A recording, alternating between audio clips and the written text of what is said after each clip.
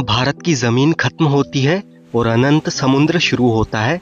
स्वागत है आपका कन्याकुमारी में। भारत का वो पॉइंट जहां बंगाल की खाड़ी, बे ऑफ बंगाल, हिंद महासागर, इंडियन ओशियन और अरब सागर, अरेबियन सी आपस में मिलते हैं। भारत के शुरुआती छोर पर कश्मीर की सुंदर वादियां है, तो वहीं दक्षिणी छोर पर स्थित कन्याकुमारी भारत का लास्ट पॉइंट है। जब बात कश्मीर से लेकर कन्याकुमारी की आती है तो कन्याकुमारी भी घूमने लायक प्लेसेस में से कम नहीं है। यहाँ की पॉपुलर टूरिस्ट प्लेसेस उभर कर सामने आती है, जिनमें स्वामी विवेकानंद जी का ऐतिहासिक rock memorial, glass bridge, Triveni Samudra Sangam, यहाँ के सनराइज और sunset view points, view tower, Devi Kanyakumari temple, Padmanabhapuram palace most famous tourist places है। यहाँ का क्रिस्टल पानी, यहाँ के भव्य टेम्पल्स कन्याकुमारी की जर्नी को और भी इंटरेस्टिंग बनाते हैं। कन्याकुमारी में आने के लिए ट्रेन से आना सबसे कन्वीनियंट ऑप्शन रहता है। आप अपने शहर से डायरेक्ट कन्याकुमारी तक आ सकते हैं और रोड के थ्रू भी यहाँ पर आसानी से पहुँचा जा सकता है। चेन्नई, मदुरई, त्रिपल्ली, त्रिवेंद्रम, रामेश्वरम जैसी प्लेसेस से यहाँ के लिए सीधी बस की सुविधा भी मिल जाती है। बाय फ्लाइट कन्याकुमारी तक आने के लिए आपको तिरुवनंतपुरम एयरपोर्ट तक आ जाना होगा।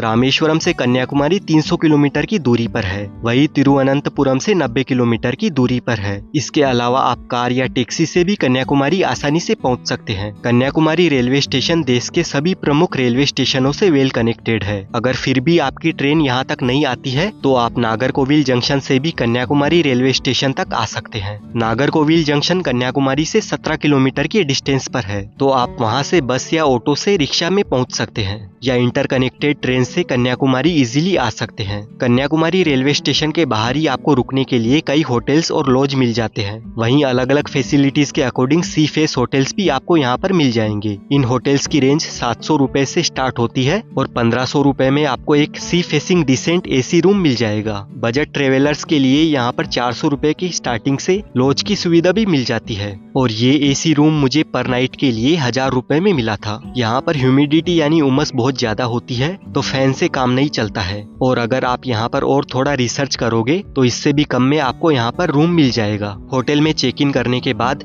सबसे पहले हम जाएंगे त्रिवेणी संगम पर और कन्याकुमारी घूमने के लिए आपको कम से कम 2 डेज और 1 नाइट का टूर प्लान बनाना चाहिए। इसमें आप आसानी से पूरी कन्याकुमारी एक्सप्लोर कर सकते हैं और आराम से बिना किसी भागदौड़ के सारी प्लेसेस घूम सकते हैं। और साथ ही आप यहाँ पर स्कूटी या बाइक रेंट पर लेकर आसपास की प्लेसेस घूमने जा सकते हैं जो कन्याकुमारी से थोड़े डिस्टेंस पर है। तो हम कन्याकुमारी में अपने दिन की शुरुआत करेंगे कन्याकुमारी के फेमस टूरिस्ट अट्रैक्शन और मोस्ट विजिटेड प्लेसेस में से एक स्वामी विवेकानंद रॉक मेमोरियल से। वहाँ तक जाने के लिए हमें फेरी से जाना होता है। त्रिवेणी संगम से वॉकिंग डिस्टेंस पर ही फेरी के लिए टिकट काउंटर एरिया बना हुआ है। यहाँ पर रॉक मेमोरियल पर जाने के लिए काफी ज्यादा भीड़ रहती है, इसीलिए आपके पास फेरी टिकट के 2 ऑप्शन रहते हैं। आप चाहें तो 100 रुपए वाली कॉमन टिकट ले सकते हैं, इसमें 1 घंटे तक लाइन में लगकर वेट करना होता है। वहीं 300 रुपए वाली स्पेशल टिकट में हम बिना वेट किए डायरेक्ट फेरी में बैठकर जा सकते हैं। लेकिन जब आप रॉक मेमोरियल से वापस आएंगे तब स्पेशल टिकट का कोई मायना नहीं रहेगा, तो आप सुबह के टाइम को अवॉइड करके दोपहर के टाइम जाना 100 रुपए वाली एंट्री टिकट लेकर, तब आपको आसानी होगी। मेन लैंड से लगभग 500 मीटर की दूरी पर ये विवेकानंद जी का रॉक मेमोरियल बना हुआ है और फेरी स्टैंड से रॉक मेमोरियल तक पहुंचने में हमें सिर्फ 5 मिनट का टाइम लगता है। रॉक मेमोरियल पहुंचने के बाद यहाँ पर 30 रुपए की एंट्री टिकट लेनी होती है। विवेकानंद रॉक मेमोरियल का एक अपना धार्मिक और आध्यात्मिक महत्व है। इसका धार्मिक महत्व इसीलिए है क्योंकि ऐसा माना जाता है कि इस चट्टान पर देवी पार्वती ने कन्या के रूप में भगवान शिव जी की तपस्या की थी, ताकि भगवान शिव जी उन्हें पति के रूप में मिल जाए। और जब आप यहाँ पर आओगे तो सबसे पहले इस श्रीपाद मंडपम में जाना। यहाँ पर आज भी इस मंडपम में देवी कन्याकुमारी के चरणों के निशान मौजूद है, जिनके हम दर्शन कर सकते हैं। इसीलिए इस जगह को विशेष माना जाता है। यहाँ रॉक मेमोरियल पर देखने के लिए 2 मंडपम है, जिनमें श्रीपाद मंडपम और विवेकानंद मंडपम है और एक संत तिरुवल्लुवर जी का स्टेचू है। शिकागो जाने से कुछ दिन पहले स्वामी विवेकानंद जी ने 1892 में कन्याकुमारी का दौरा किया था और फिर इस चट्टान पर आकर उन्होंने 25 दिसंबर से लेकर 27 दिसंबर तक लगातार 3 दिन ध्यान किया था। इसीलिए यहाँ पर स्वामी विवेकानंद जी का ये भव्य मेमोरियल बनाया गया था। ये चट्टान चारों ओर से समुद्र से घिरी हुई है और स्वामी विवेकानंद रॉक मेमोरियल से 100 मीटर की दूरी पर एक और छोटी चट्टान है।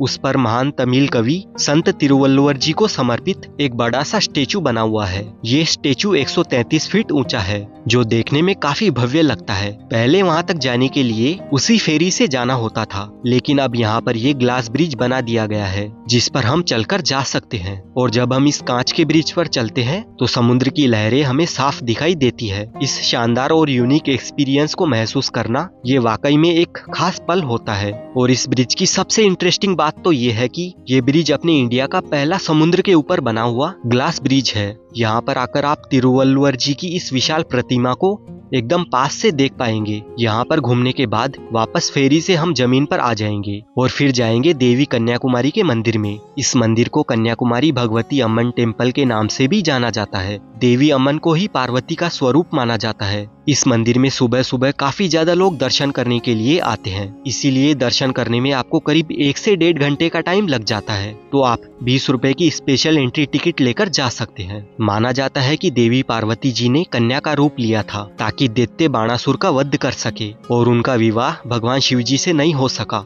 इसीलिए माता आजीवन कन्या के रूप में रही थी। इसीलिए इस जगह का नाम कन्याकुमारी पड़ गया। कन्याकुमारी में सीनिक ब्यूटी के साथ साथ यहाँ का मेस्मराइजिंग त्रिवेणी संगम भी अपनी मौजूदगी दर्ज कराता है। और कन्याकुमारी टेम्पल के पीछे ही त्रिवेणी संगम स्थित है। यहाँ पर 3 समुद्र एक साथ आकर मिलते हैं। इसका प्रमाण आप खुद अपनी आंखों से देख सकते हैं। तीनों समुद्रों के पानी का रंग अलग अलग होता है। लहरों का विशाल बहाव और 3 महान सागरों का संगम इस जगह को बहुत ही खास बनाता है। यहाँ पर आप सनराइज पॉइंट पर बैठकर सनराइज भी देख सकते हैं। और इस जगह पर बैठे हुए ठंडी ठंडी हवा के साथ समुद्र की लहरों को देखते हुए चाय का मजा आप ले सकते हैं। यहाँ पर बनी मार्केट में आप शॉपिंग भी कर सकते हैं, जहाँ से आप डेकोरेटिव आइटम्स और सीपियाँ खरीद सकते हैं। और इस मार्केट में आपको मसालों की दुकानें दिखाई देगी और चारों ओर शुद्ध मसालों की सुगंध रहेगी। तो आप अपने घर के लिए मसाले खरीद कर लेकर जा सकते हैं। और खाने पीने के लिए यहाँ पर आपको north Indian and south Indian यानी दोनों टाइप का खाना बड़ी ही आसानी से मिल जाएगा। आप अपनी पसंद का खाना यहाँ पर खा सकते हैं। कन्याकुमारी में घूमने लायक जगहों में से नेक्स्ट प्लेस है महात्मा गांधी मंडपम मेमोरियल। महात्मा गांधी मंडपम मेमोरियल त्रिवेणी संगम से जस्ट पास में ही है। ये मंडपम महात्मा गांधी की याद में बनाया गया था। महात्मा गांधी ने 1925 और 1936 में तमिलनाडु के कोस्टल सिटी कन्याकुमारी का दौरा किया था। 1948 में उनकी मृत्यु के बाद उनकी अस्थियों को कलश में रखकर देश के 12 अलग अलग हिस्सों में विसर्जित किया था, जिनमें से एक कन्याकुमारी भी शामिल था। अस्थियों को विसर्जित करने से पहले जनता के अंतिम दर्शन के लिए इसी स्थान पर उन्हें रखा गया था। अस्थियों को जल में प्रवाहित करने के बाद इस मेमोरियल को बनवाया गया था।